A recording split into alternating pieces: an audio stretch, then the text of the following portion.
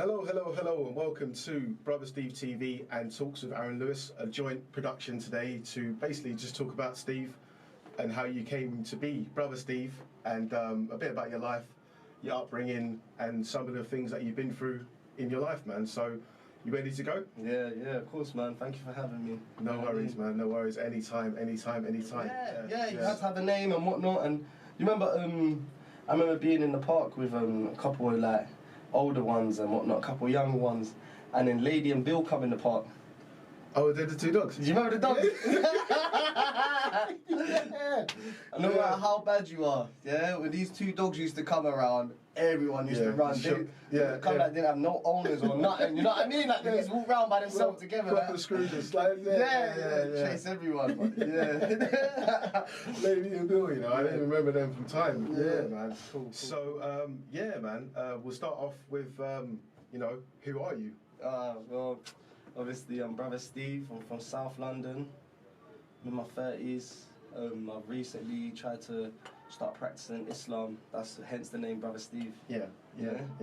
Community feel. Exactly that. Yes. Neighborhood hero. Yeah. So tell us a bit about your background and your upbringing, bro. My background is my mum's half mixed race. She's Caribbean, Scottish, Grenadian, and my dad's from Mauritius. I got 2 brothers and 2 sisters from my mum's side, and then there's more like half siblings from the other. We've got quite a big household, big family, man. As we know, man, we've been friends from foundation, bro. Come on. 4 years old, knocking about in the park. Yeah. Mum's, dad's calling us in. It's like after 7 o'clock, you know. Run outs. Like, 40, I think they call it. Knock down ginger and all that. They probably don't even call it that now. Things have moved on so much, man. So obviously your siblings, Sophia, Daniel, D'Angelo, and Diamond. Big them up. Big up the family. And obviously the manager's in the house as well. Shout out my manager Ditland, and my other manager Arts, and my graphic designer. Shout out Miss Styles. Shout out Video Bigs, serious man. You know what I mean? Big things. Yeah, big things. Quick shout outs. Yeah, man. So tell us a bit about, obviously, from your side. Obviously, I can sort of back up the story, but I mean, from when we were youths and that, man. So how did you see life in that back then? Growing up, I grew up in a nice area. Right now, like, I'm not gonna lie, there's a lot of gang violence, but growing up, like, it was very nice. Obviously, it was multicultural. There was obviously white kids, black kids, mixed race, Somali. Mate, that's such a big thing as well, man. Like growing up, there was just acceptance of everybody. Do you know what I mean? Like, we didn't see colour, we didn't see nothing. Exactly what we was just saying. 40-40. Knock down Ginger, Alphabet Rush, all them games and that. We all used to play football together, boys and girls. It was a good little upbringing. Like the park was a very good social. What's the word? Like, I had a good social circle. Growing up, man. Yeah, man. Yeah. So we'll go into education and stuff like that, man. So obviously, primary school, secondary school. I went St Mark's, which is in Oval. That was a really good primary school, Christian school. Had man singing Jesus songs and that. Those were the days. Obviously I was involved. After that, I branched out. You know what I mean? Went to Pimlico. When I went Pimlico, obviously you went Pimlico as well. But when I went, you were like 3 years my senior. Basically. But when I went, there was no uniform, so I haven't worn uniform since primary school. Like, it was long clothes. And then after that, I went on to college. I went to South Thames. Completed the first year. That was like construction and that. And then the second year, I went and done film and media. But I had a little ruckus and got kicked out. And then that was it for education now. That was it, man. Any regrets in that film? Did you feel like you tried hard enough and applied yourself hard enough at that time? Do you know what? I would say in secondary school I didn't really apply myself at all. I was the class clown, very hyper. And in college I did pass the first year, and I should have went and done more construction because it was a bricklaying, carpentry, and painting, decorating course. It's entry level. And obviously I come out like basically with level 1s like, on all of them, and they said pick what one you want to do, but you know how it is when the girls and they're all like, you know how it is smoking and being around a lot of man's company and stuff. I said, I want to do film and media. These times I don't know nothing about it. Right. So it's always been a little passion of yours then to sort of like film and media. No, it was literally just because other people were doing it, so I tagged along. But I didn't really. That's not my scene. Like my forte was like remember I wanted to be a rapper. So I was more like on the lyrical side, like not behind the camera, in front of the camera. So some people like enjoy filming and that. And I wasn't really that guy. Right. So, okay, cool. So obviously your manager's kind of is giving us a bit of a sort of way of. So we'll go for like sort of street life and money. Like, okay. What's your story on that? So with the street life, I'll say, like growing up in the park, like where we used to play, all these people that they say are gang members and that, we both know them. They were just our friends growing up. So I was around a lot of friends growing up through my teens and whatnot, and then early teens, like 14, 15, started smoking weed. Obviously, I was hanging around with my friends, and then they say they're gang, and then before you know it, I was just involved, bunking off school, smoking weed every day, rolling around, and then it led to committing crimes, innit? First it started off the little petty thing, rob a push bike or steal something. And it escalates from there. Yeah, that's what happens, man. And I did what's the word? I do regret it, but at the same time I like it because of the experience. And I know I shouldn't have done that stuff for love. But it wouldn't have got me to where I am today. Of course. So there's a journey for everybody, isn't it? Yeah, because it's not a straight road, basically. Exactly that. Because growing up, like, my mum done her best, man. Like, God bless her. Like, but we didn't have money like that. You know what I mean? And obviously, everyone wants the latest garms. Everyone wants like just money in their pocket. And I think sometimes if there's a way to get it, then you're gonna exactly that. You steal something, you sell it, and then you have money. And then when that money goes, it's like, oh, let's get something else. And it was just a repetitive thing. Repetitive thing. Yeah, man. And obviously I joined a couple of gangs and whatnot, but it wasn't even worth it. Like, you know, like some people say, when you're part of a gang, there's love and da-da-da. It's just, you're just around your friends, and you're all on the same thing. You all want to get money.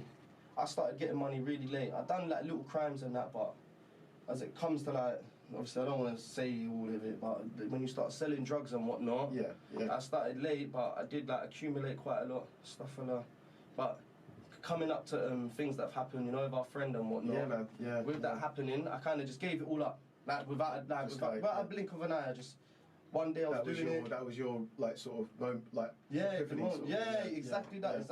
And then now, like I see people and they still ask me like, "What have you got?" No. Different guy now, different guy. Yeah, you know what I mean? Positivity. Transition, you know what I mean? Wonderful stuff. Wonderful stuff. So, talk about what's one of your best memories of the community when we were growing up, sort of thing. Like, what kind of really? One of my best memories. I would say, like, I just remember summertime being with like you. I remember being with Jacob, Jake. All the boys, like everyone, playing football in Bailey's. Yeah, man. Remember we used to climb in there? Yeah, man. Yeah, this area was an adventure. Like, I mean, honestly. So now, where we live, they've changed the school because they've moved the school. It wasn't. It was a secondary school. Now they built a new one. So the old secondary school has become houses, and there's different sections to the gyms, and they've made their own football pitches, whatnot. Like I think it's AstroTurf now. And back then it was gravel. Hard, you know what I mean? Like hard football, like. And I'm not even a football guy, you know. I'm not gonna lie to you, like. I like football here and there, but not like how I was back in the day. I loved it. Burning energy. Yeah. Let's go play football. Yeah, let's play football. Man. That was probably one of my best memories, man. Summertime, water fights, kicking ball, babies. Talked about summer projects as well the other day. Oh yeah. Summer project was a really good thing, you know. Venture playgrounds. Orford House, Freddy's. Yeah. Do you remember King's Club? I never went to King's Club. Was that the one down near or when you go walk into Elephant sort of thing? No, that's the one. You see when you're walking towards Vauxhall Farm. Right. And just before you come out of so you walk up Tyre Street, and say if you was to come out Knights's Road. You come out to come on Tyre Street, there's that little, it's like a church place now. Oh, okay, yeah. That was side called, road there. That was called King's Club. That was a very, that was an alright club. I had no idea about that. Yeah, that was an alright club, you know. Yeah, man. Exclusive club, man. Yeah, no, they used to give you free sweets, free entry. Nice. You know, before it was like 20p to get in. 20p was a lot of money. Subs, Yeah, man. So, we'll talk about, obviously, leaders in the community and stuff like that. Who did you sort of like, obviously we had people like Freddie back in the day and sort of stuff like that, even like the people from Orford House. But more specifically, who did you sort of look up to when you were growing up? I'm not going to lie to you, man. Like community-wise, Freddie was the only person to look up to. Yeah. But not being rude and that, no one really wanted to be like Freddie. Yeah. Not being rude to him, like what he's doing is very good and what he's done and what he's accomplished is a great thing. But growing up, we both know, you know and I know, we was looking up to either footballers or man them that are greasy, So a lot of the people around my area. It was a lot about rep back then, wasn't it? You had to have a name and whatnot. And you remember, I remember being in the park with a couple of like older ones and whatnot, a couple of young ones, and then Lady and Bill come in the park. Oh, they're the two dogs? Do you remember the dogs? No matter how bad you are, when these two dogs used to come around, everyone used to run. They didn't have no owners or nothing, you know what I mean? Like, they just walk around by themselves together. Proper Scrooges, like, chase everyone. Lady and Bill, you know, I didn't remember them from time. Yeah, man, cool. So, yeah, man, in your eyes, Stephen, like we talked about, we did a podcast before, which didn't get released, so we're doing it again now. But like in your eyes, what can be done to sort of change and help the young folk at the moment? I would say, and this is me like from experience. People say, go around the areas and whatnot and talk to the youth. But I would say just open up more clubs, and then these clubs for the kids. I would say to you, to whoever's listening and want to make a difference, go around with other kids, and not just any kids. Some have to be gang related, some have to be just cool, you know what I mean? So then they know that where they're going, that they're welcomed. Instead of them playing out how they are, there's bare of them, and then they see a couple of people come up and they look like they're from uni or something. They don't look like they're part of an area, they just look like you're going to go to this club and not really approachable. You're gonna get outcasted like when you're there and that you're not welcomed. Like that's it. They need to make the kids feel welcomed. And I'll say the best thing they can do is open up a lot of clubs, because there is no clubs. Do you think that you could actively sort of like be a voice for that? Yeah, of course. If the opportunity came like into my path, definitely. Because a lot of the kids I can relate to them. So when they're walking around and I see them, there's like 10 of them. I'm like, what are you doing? They're like, we're just walking. I understand that, you know what I mean? And then that leads on to crime. When you're kind of loitering around, you just sort of, you're lost like, a little bit. You see, like right now, it's November now. Bonfire night's coming up. Yeah, I've heard a few shots go off already. This is what I'm saying. So that's how it starts, shooting fireworks at each other, and then you venture out, innit? You branch up. You know what I mean? Yeah, man. So we're going to stop part 1 there. Yeah. And then we're going to come back and bust part 2. All right. Brother Steve, we'll go into part 2 of the podcast, man. So we're going to talk a bit more about why Brother Steve, how and who you want to help, and plans for the future and stuff like that. So, why Brother Steve? So the name Brother Steve, someone, I was fasting like 2 Ramadans ago, and I was arguing with someone. And one of my friends was there, and he's Christian, he was like, leave Brother Steve alone, leave him alone, leave Brother Steve alone. And I was like, and I didn't really like the name. I called him something else, innit? But I don't want to bait his name out on this, innit? But I was calling him brother and his name, innit? But big him up though, innit? Because he's the founder of this thing. But after Jay passed, sadly, you know what I mean? May Allah have mercy on his soul. When he passed, I didn't want to be Stitch no more. So that's what they used to call me, Stitch. Yeah. I didn't want to be Stitch no more. I had to, what's the word? I would, like, everyone would say fix up. Yeah, that's the word. To reinvent myself. And I thought, you know what? I didn't think I was going to be a YouTuber and be on podcasts and whatnot. I just thought, I'm just going to be a good brother, innit? Yeah. So like my aims would be to just help people that like are going through the same thing as me, dealing with hardships or just trying to get closer to like their deen, that's what we call it, like to practice their religion. Yeah, man. So a lot of the time on my social medias, that's what I promote, innit? That's what I post. Just a lot of like uplifting, positive things. Just that's my aims, innit? Obviously, I made the YouTube channel. And on my birthday, you know, like I don't celebrate my birthday, so everyone was like, oh, it's your birthday, then. I'd made a YouTube channel. I just said, oh, subscribe. And before you know it, I had 200 and something subscribers. Nice. So they wanted stuff, innit? So on the day, I released one video, and it was just a video of just me saying, oh, Alhamdulillah. That just means all praise be to God. And it got like quite a few views. It surprised me. So you're surprised by your following? I mean, of course. It festered out of nothing, like, It's only recently, I'd say it was like July, August. That's when I started talking to my manager again, innit? Like, obviously, we always spoke and whatnot, but he started talking to me about, yeah, the things that you're doing is positive and whatnot. And then he said, you know what, I'm going to help you. He made me an Insta, and then it just skyrocketed. Yeah, like I was saying it, like, I don't care about views. I prefer to just give dawah. I prefer to help people. And he's just promoted it and whatnot, and now I'm getting like thousands of views. I know it's not like, oh, millions like everyone else, but it's not, I'm only starting. And just be like humble about it. And I'm only trying to help people. Like, I want to help the community. I want to help my brothers and sisters. I want to help anyone going through hardship. Let them know that they're not alone. Because for a time I did feel alone. Obviously my family and my friends did support me, but Islam is what helped me through the hard times. Like my prayers and that. Yeah, man. A bit of redemption sort of thing. Exactly that. Exactly that. Nice. It changed my life. Nice. You know what I mean? So obviously charity work and community and sort of plans for the future with Brother Steve TV. What direction are you looking to go in, and where is this going for you? All right. So since Jarrell's passed, we have a year anniversary for him. Yeah. So we have a celebration. Well, not a celebration, but just like a year thing to say, oh, we're thinking about you. And from that, I've ended up talking to Alison from the Carmelita Centre. And she's got a lot of ideas, and big up Layla. Yeah, Layla's she's been a real help with everything that we're doing.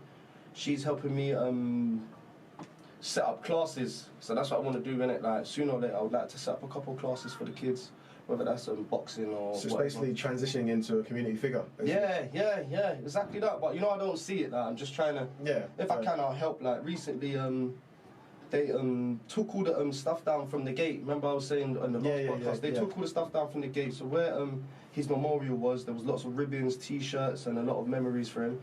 And it all got taken down because the gates are listed, meaning that the gates are a part of history. So they're going to refurbish them. So we took down everything.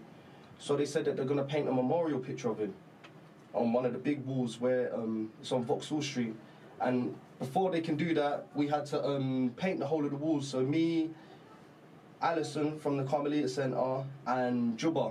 You know Juba? Yeah. Big up Juba, innit? We all painted the wall and that. I didn't have as much input as I go on, but I did do my part in it, you know what I mean? Yeah. But from that, now we're waiting and we're going to get the memorial picture and we're painted on him. We've got, we're trying to get a quote from a people called Picture Perfect. Picture Perfect, they done a really good painting of him before. They got 3 pictures of him, and I don't know if it was a drawing or painting, but they got 3 pictures of him and they've merged it all into one picture. And one of my brothers got it done for Jarrell's mum. It's a really decent picture, so we're holding them for the thing, for the quote to do the wall. But yeah, as far as it goes for helping the kids, obviously I ain't got one foot in the door yet, but obviously I would like to do a couple of fundraisers, talk to a couple of serious people that might actually be on like doing a summer project like we were saying. That would be really good if we could do a summer project for the kids for the next summer. Sort out a couple of classes like mental health, financial. Yeah, learning how to deal with money and stuff like this. Because we didn't know, we just spent it willy-nilly, you know what I mean? Like that's exactly what it was, man. Definitely. And then who knows, innit? Yeah. Who knows? So as for podcasts, YouTube content, is this what you want to do now? Is this like a thing?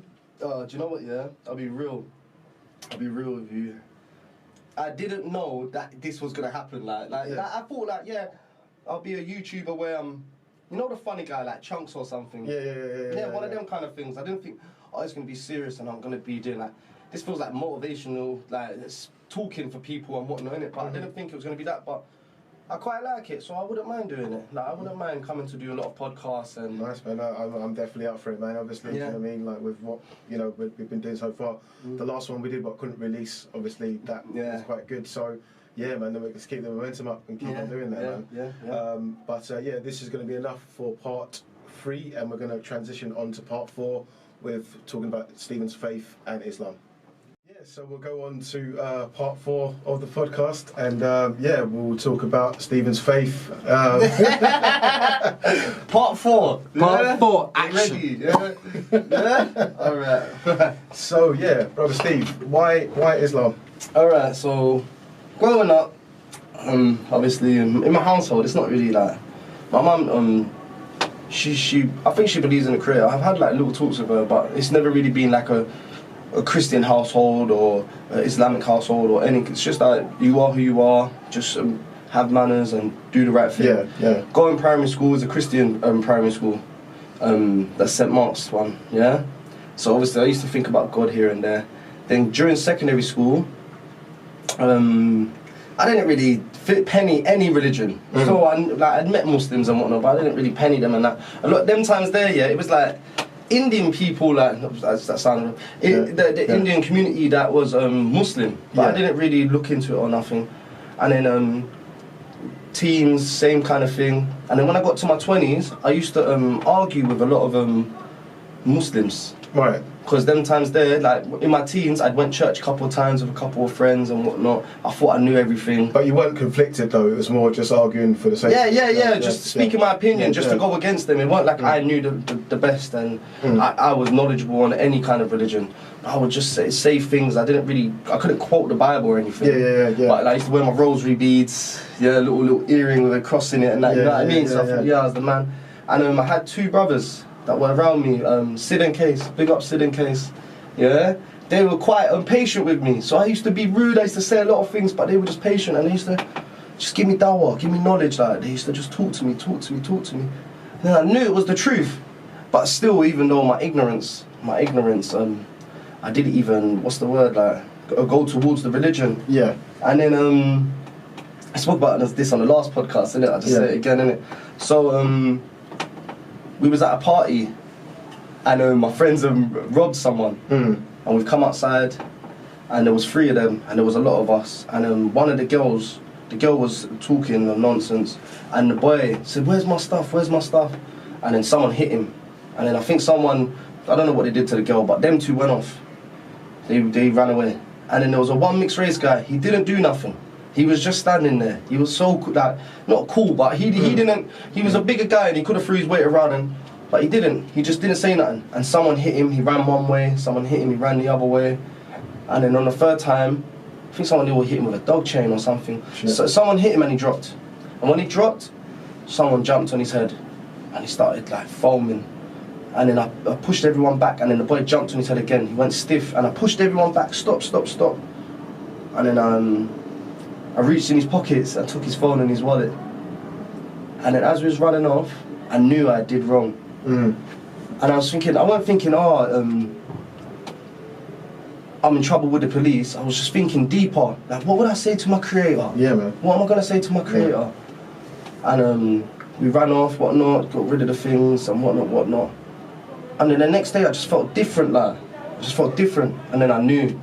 I want to say the words. So last life-changing moments. Yeah, la ilaha illallah, anna Muhammad Rasulullah. I wanted to say it. I wanted to take my shahada. And do you think moments like that test you a little bit? Yeah, moments like that bring me to God, you know. Like there's been a couple of situations like if something would have happened really bad, and I end up going to my creator. That's what happens, isn't it? And I wanted to take my shahada. I phoned my stepbrother. My stepbrother was already Muslim at the time. Big him up, Rashad. And he took me to the masjid, Wandsworth Road Masjid. And I took my shahada. And from then, that was my journey. I was practicing here and there. But you know, this life, you just get dragged straight back into it, innit? Yeah. So started doing badness again. You know what I mean? Like, and like. Were you not convinced fully though? I was convinced, but I just how can I say? This life, and I'm not saying this life that I live, but I'm saying being around a lot of people and no one's practicing Islam and no one's talking about any kind of faith. It's just party mode. Right, I just ended up partying. And then one of my friends passed, Antonio Martinez, and that hit me hard. And I just started drinking a lot and whatnot. And I remember I was saying it to you last time, innit? I was eating pork and that. I was Muslim, but I was eating pork. You remember I saying it? Like, I was in the kitchen frying bacon. And then Knight's coming, Gerald coming, like, he said, what are you doing? I said, bruv, like, man's drinking, man's smoking, like, it don't matter. And he's like, bruv, you can try. Yeah. You can try. And then from that day, I never ate pork again, innit? Yeah, man. Yeah. That's it. Yeah. I don't eat pork, like, that's one thing I can say, innit? Wow. So your family and your friends, how did they see you when you sort of transitioned from? All right. So my friends, some friends were a bit judgmental, like, oh, what, you're Muslim, but you know, like, you're not practicing and whatnot. But a lot of them were quite supportive, like, oh, you're Muslim, okay. My friend Sid, he's been incarcerated for a long time. When he found out I was Muslim, he was very happy, like, he was very, very happy.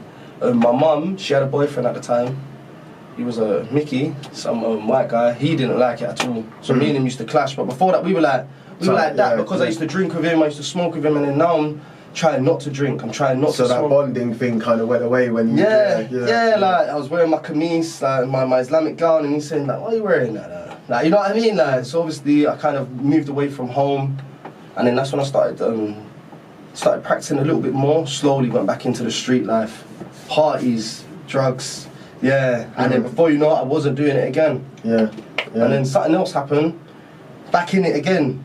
Started learning prayers. It's like started learning Arabic. Started like reading scripture.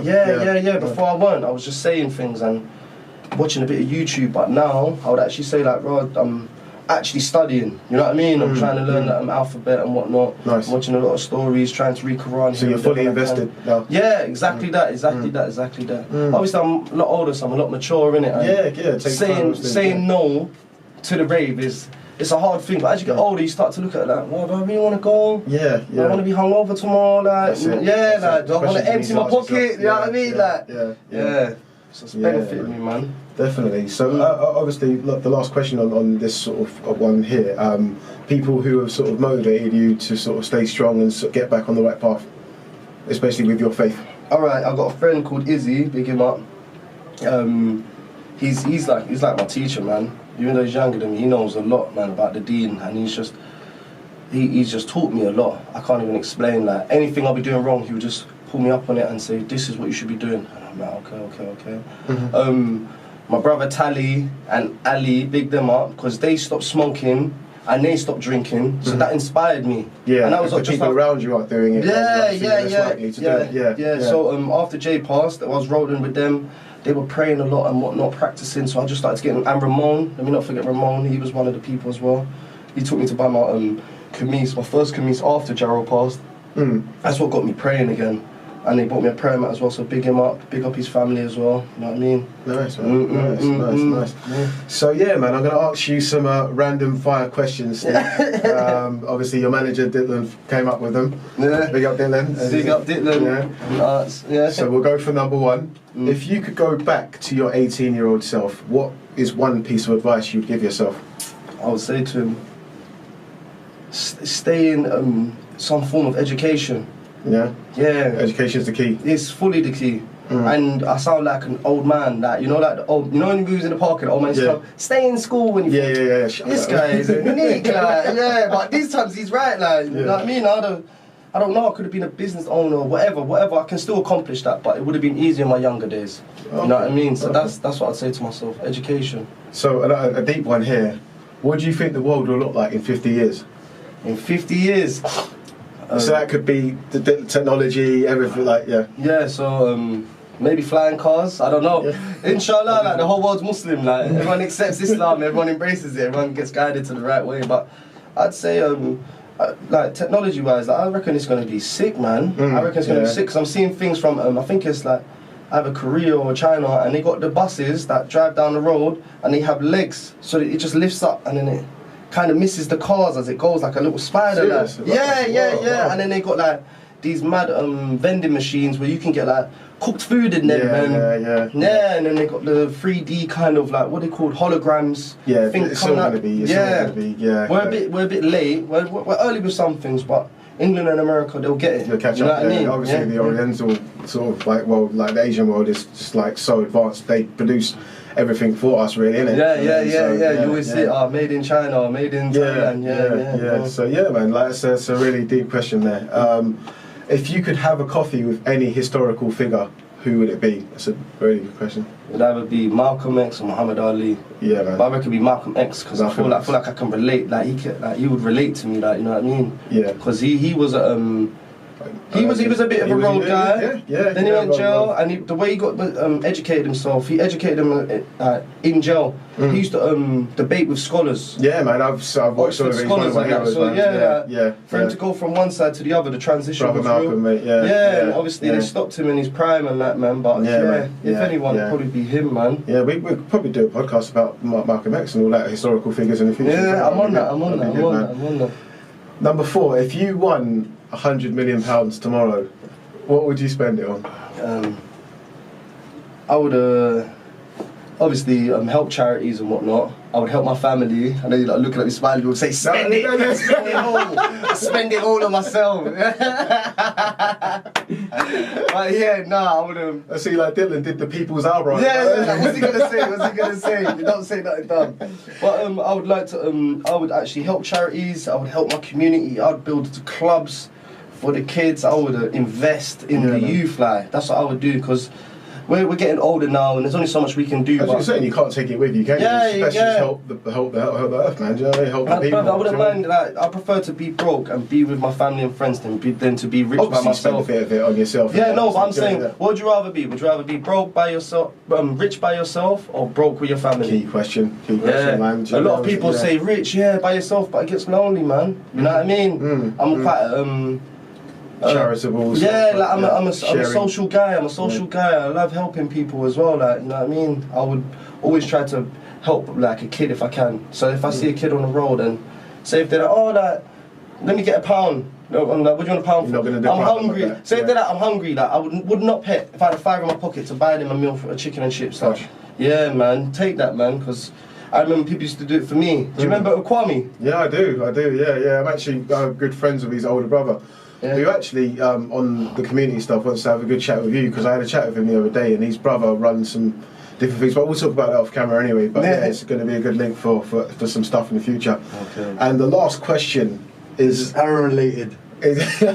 What football team did you support when you were growing up? It's Man United. It's Man United. Get out of here. Yeah, Cantona, Beckham, come on, man. Yes. You remember when Cantona gave Beckham number 7? You remember that? Yeah, the transition from Beckham number 10 to they're days. They're my days. You know what I mean? Man. Great stuff. Well, man, it's been a great podcast, brother Steve. Yeah. And as I said, we'll do much more. Anything you want to say as a part? Like, share, subscribe. That's it. Follow me at Brother Steve on my Snapchat, my Instagram. I soon make a Facebook. I got a Twitter. So yeah, get at me, man. Let me know what you'd like to hear in the next podcast. Yeah, that'll be good. Suggestions on what to talk about next. This won't be the last one. People's champ. Big things to come, man. Thank you for having me as well. No worries, man. Anytime, man. Cool. Yeah, people, you heard it, man. Like, subscribe the video, and peace out. Ka-ching!